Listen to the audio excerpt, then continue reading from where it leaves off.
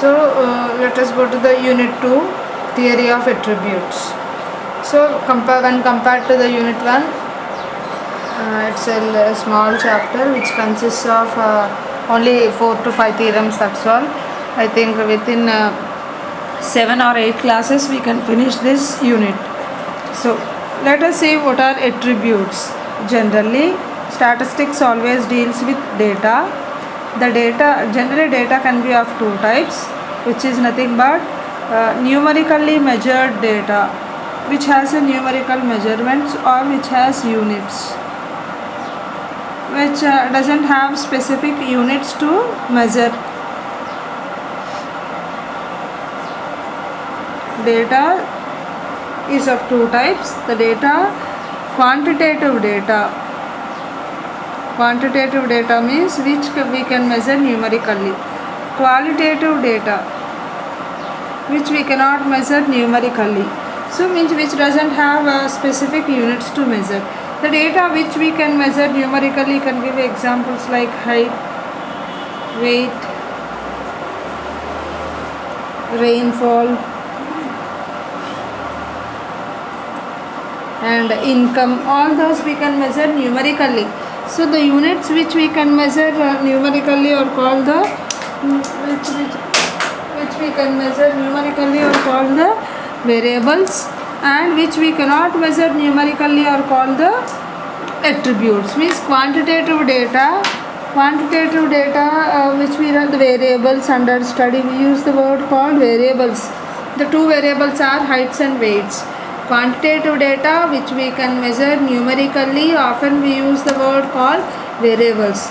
Data which is qualitative, which we cannot measure numerically, are called the qualitative data or characteristics.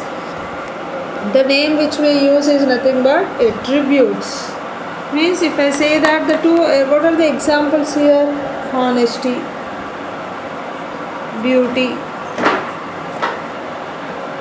and intelligence. All these comes under qualitative data. Means there are no specific units to measure these characteristics, which we call as either quality or qualitative data. So we cannot call the variable honesty, the variable beauty, the variable intelligence. Here, instead of using the word variables for qualitative data, we use the word called attributes. The two attributes under study are honesty, beauty. The variables are heights and weights. Here, what mean, median, mode, those can only be calculated for quantitative data. So we cannot use the measures which for quantitative for qualitative. We have two different analysis. Quantitative analysis is different, qualitative analysis is different. So this qualitative data is called attributes. The analysis related to attributes is different when compared to the quantitative one, which we are going to discuss under this chapter. Before that, let us discuss the notation before going to any other topic here. Generally, attribute, let us consider the attribute like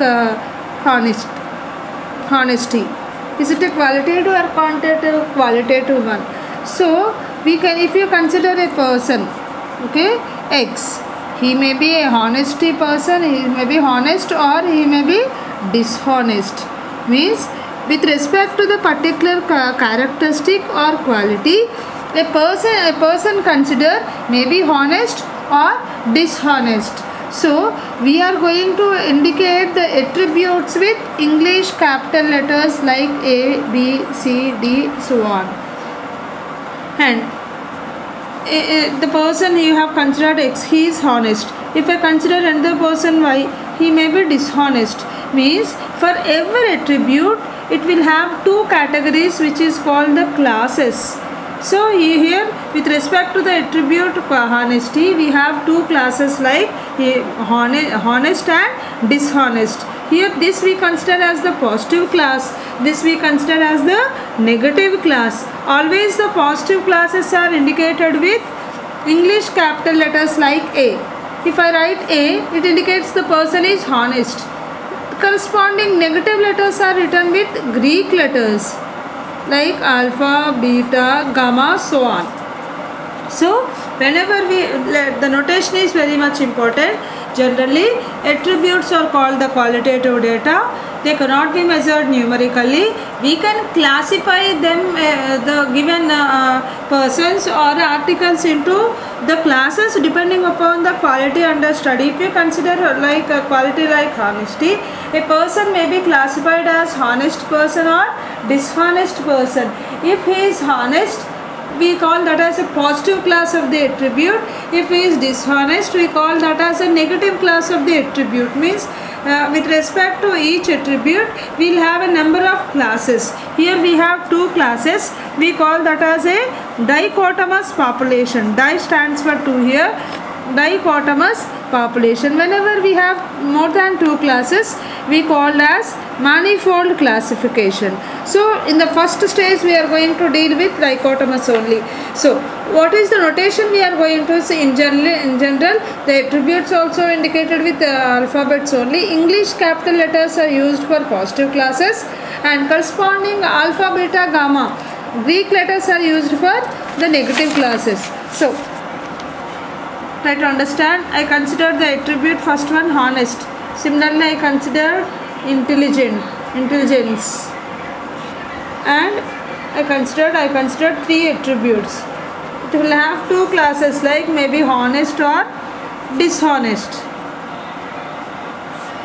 maybe intelligent, maybe a dull person, maybe beautiful or ugly. Means each attribute is taking only two classes, which is called the dichotomous. Honesty is nothing but a positive class which we indicate with A capital letter. The corresponding dishonest with alpha. Similarly, the second attribute with B, beta, C, gamma. Generally, A, B, C indicates the positive classes. Alpha, beta, gamma indicates the negative classes. Let us define class frequency also. What is frequency? Frequency is nothing but the number of times it occurs, or it's a number which are associated with the corresponding class. So classes we write without brackets. A indicates the person is honest. If I write bracket A, it indicates the frequency of class A. 40. It indicates that in a population there are 40 people who are honest. Means bracket indicates frequency which gives a number for you. If I write alpha, bracket alpha is equal to 20. It indicates that out of the given strength 20 were dishonest. Means class indicates the number of classifications of the attributes. Class frequency indicates number of persons attached with that particular class. Brackets, without brackets indicates the class, with brackets indicates the class frequency. Bracket A 40, bracket B, bracket alpha 20, bracket A 40 means there are 40 students who are honest, 20 students who are dishonest. ABC stands for positive classes, alpha, beta, gamma stands for negative classes. Bracket A, bracket B, bracket C stands for frequencies of the positive classes. Bracket alpha, bracket beta, bracket gamma indicates the frequencies of the negative classes. Now, whenever we have, I said to concentrate on dichotomous population. Let's try to understand this, which is called the, whenever we have only one attribute under study, we will have A and alpha. Okay, we will have bracket A indicates the only one positive class here, one negative class. N indicates the total size. So whenever we have two attributes, we call that as a dichotomous population. So how do you represent, how many combinations of classes you are going to get? For that, before going to that, let us define what is the order of class. If I indicate how many alphabets are there, only one alphabet is there. We call this as first order frequencies. How many are there? You have only one, which is called the first order frequencies. N always stands for total size of the population. There are no A's or B's or alpha, betas in that. We call always this as the zero order classes. Order of a class indicates number of attributes or the number of alphabets associated in the particular class. If I write A, B, how many are there? We have 2 alphabets are there. We call that as second order classes. If I write alpha, beta, gamma, there are 3 classes which is called the third order frequencies. Now, this is called the order of the class.